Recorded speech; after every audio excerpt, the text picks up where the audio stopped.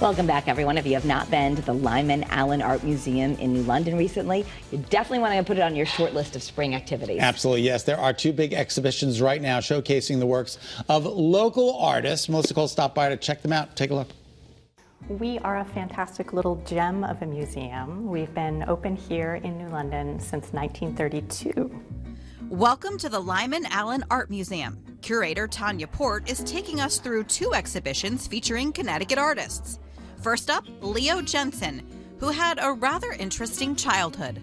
He grew up in the circus and actually first learned how to paint, how to carve as an apprentice to a circus hand. And he also was a trick rider, as was his brother.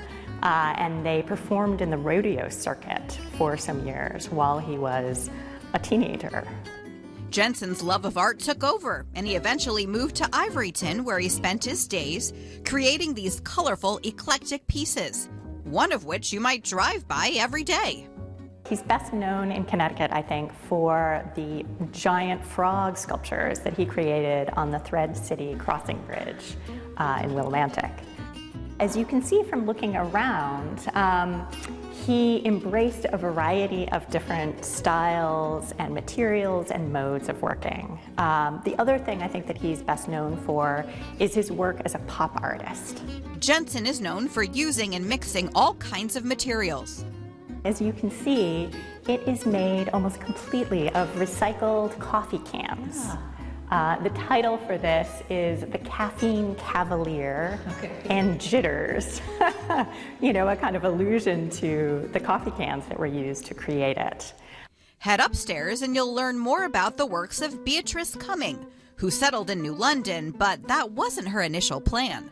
She moved to New London in 1934, and there's a great story that she had been on the train intending to move to Boston, but it stopped for a break in New London, and she was sort of so taken by, you know, this sort of the downtown right around there and the docks that she got off the train and decided to stay in New London. She lived on State Street in the thick of downtown, so these three paintings are scenes from her neighborhood during the 1930s.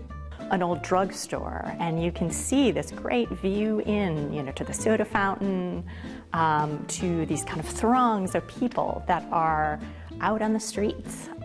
This one is of the Dutch Tavern, which is still in town today. You can see a couple of sailors here coming out of the bar, you know, what seems like it's probably really late at night. She also loved to paint local industry. This is a scene of welders working on submarine parts at Electric Boat during World War II. She had a commission and painted a whole series of scenes of work going on at EB. Would it have been rare during that time for a female artist to be commissioned to do something like this? Yes, it was quite rare. And there are stories about how when she first began and was kind of carrying her easel around, you know, in the midst of a lot of masculine energy, you know, that she got a lot of kind of odd looks.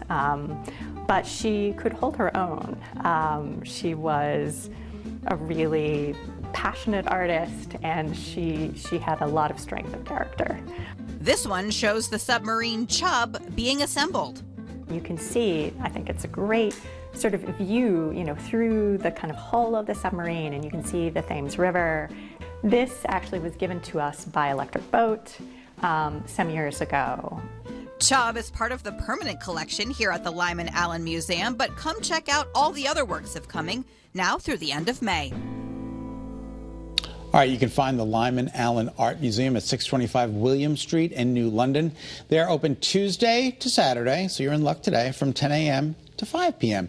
and on Sunday from 1 p.m. to 5 p.m. For more information, visit lymanallyn.org or follow them on Instagram at Lyman_Allyn. Beautiful. Coming up next.